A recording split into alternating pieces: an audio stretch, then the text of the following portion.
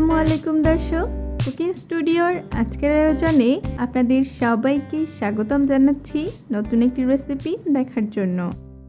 আজকের রেসিপিতে তালের ক্ষীর দিয়ে অথেন্টিকভাবে ভাপা পুলির রেসিপি শেয়ার করছি। আশা করি আমার আজকের এই অথেন্টিক ভাপা পুলির রেসিপিটি আপনাদের ভালো লাগবে। তাহলে চলুন মূল রেসিপিটি দেখে নেই। এখানে একটি বাটিতে তালের কাঁধ বা রস বের করে নিয়েছি, আর এই তালের কাঁধ বা রসটা বের করা কিন্তু খুবই সহজ। তালের কাঁধ বের করার পর উপরে যে সাদা ফেনার মতো থাকবে এটাকে ফেলে দিতে হবে। সাদা ফেনাগুলোকে ফেলে দেওয়ার পর এগুলোকে আমি একটি প্যানের মধ্যে নিয়ে নিচ্ছি। এরপর পাত্রটাকে চুলোর উপরে বসিয়ে চুলোর আঁচটাকে মিডিয়াম টু হাইয়ের মধ্যে রেখে এই তালের কাঁধ বা রসটাকে জাল করে নিতে হবে। আমি অনবরত নেড়ে চেড়ে এই তালের কাঁধ বা রসটাকে 5 মিনিটের মতো জাল করে নিচ্ছি।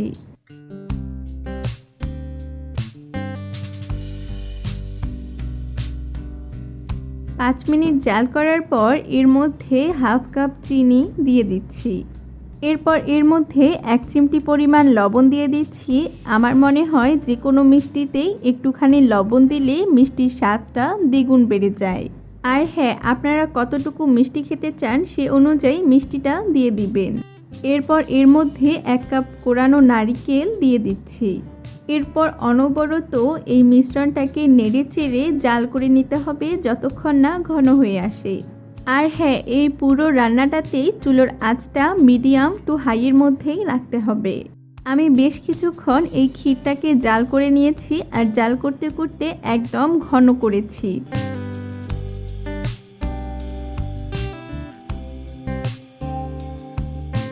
তালের ক্ষীরটা পুরোপুরি ঘন হয়ে গেলে একটি বাটিতে নামিয়ে নিচ্ছি।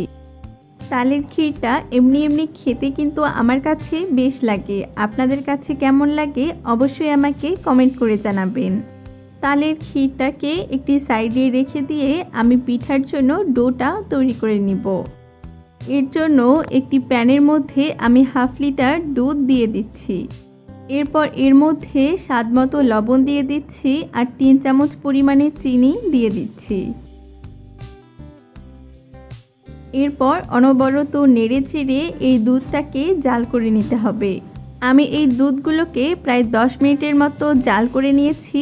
এতে করে দুধটা ঘন হবে, আর আমরা যে আটার কাই করব সেটাও অনেক ভালো হবে। প্রায় 10 মিনিট পর আমি এখানে শুকনো চালের গুঁড়ি দিচ্ছি, আর এই কাইটা তৈরি করে নিচ্ছি। এখানে হাফ লিটার দুধের জন্য আমার প্রায় 4 কাপের মতো শুকনো চালের গুঁড়ি লেগেছে।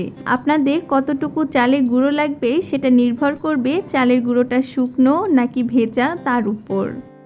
কাইটা তৈরি করার পর একটি ঢাকনা দিয়ে ঢেকে এটাকে রেস্টে রেখে দিচ্ছি 10 মিনিট।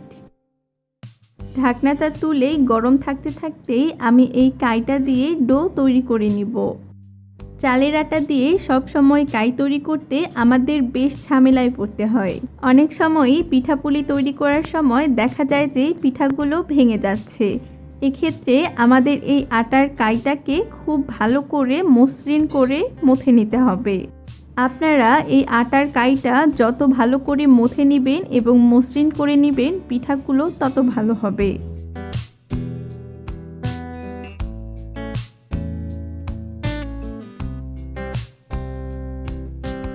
আমি এখানে একটি লম্বা ডো তৈরি করে নিয়েছি। এরপর এটা থেকে অর্ধেকটা ডো নিয়ে নিচ্ছি।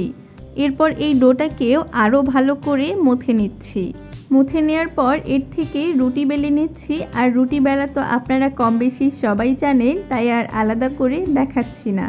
আর এই রুটিটাকে খুব বেশি মোটা বা খুব বেশি পাতলা করে বেলা যাবে না। এরপর একটি স্টিলের গ্লাস দিয়ে আমি এই রুটিগুলোকে গোল করে কেটে নিচ্ছি। এভাবে করে আমি সবগুলো রুটি বানিয়ে নিয়েছি। এরপর একটি রুটি দিয়ে আপনাদের পিঠা তৈরি করে দেখাচ্ছি। এর জন্য একটি ছোট রুটির মধ্যে আমি কিছুটা তালের ক্ষীর দিয়ে দিচ্ছি।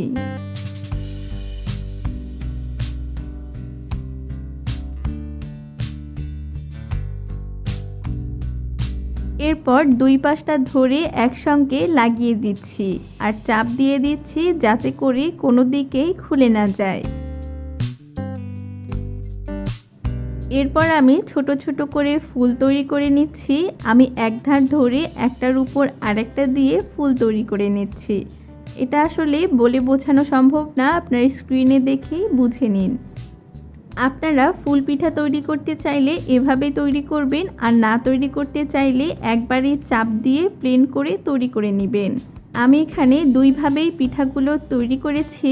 আমার কাছে তো ফুল পিঠাটাই বেশি ভালো লাগে।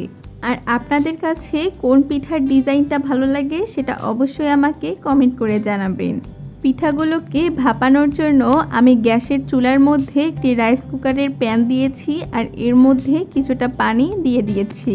এরপর উপরে রাইস কুকারের স্টেইনারটা দিয়ে দিয়েছি আর এখানে কিছুটা ঘি ব্রাশ করে দিচ্ছি যাতে করে পিঠাগুলো তলে লেগে না যায়। আর হ্যাঁ, পিঠাগুলো দেওয়ার ক্ষেত্রে পানিটা দিতে হবে রাইস কুকারের প্যানের 4 ভাগের 1 ভাগ। এরপর এখানে সবগুলো পিঠা খুব সাবধানে দিয়ে দিচ্ছি।